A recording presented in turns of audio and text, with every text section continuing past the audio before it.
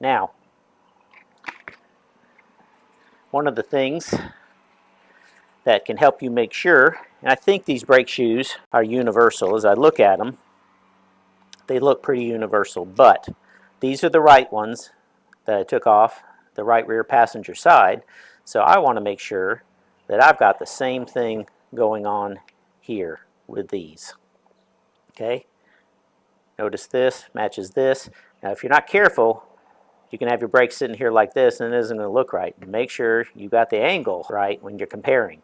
So these are the ones that I'm going to put on the right passenger side because they match the ones I took off. And as you notice when I was cleaning up this caliper support bracket, these are the ones I took off, these little slides. So I'm going to open up this package and we are going to use the same ones that match because there are different ones in here, folks. Separate these, and that looks like that, and that looks like that. There you go. How do you like them apples? Alrighty.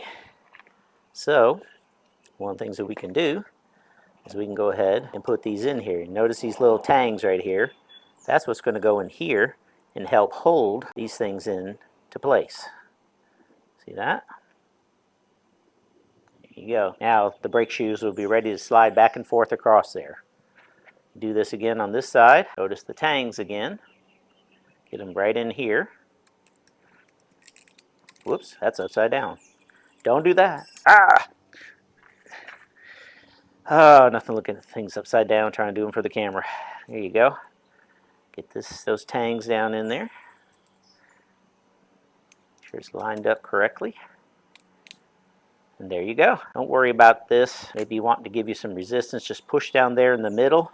Make sure those tangs seat themselves there in the bracket. And you will be ready to go, my friend. And your brakes will be ready to slide on this caliper support bracket.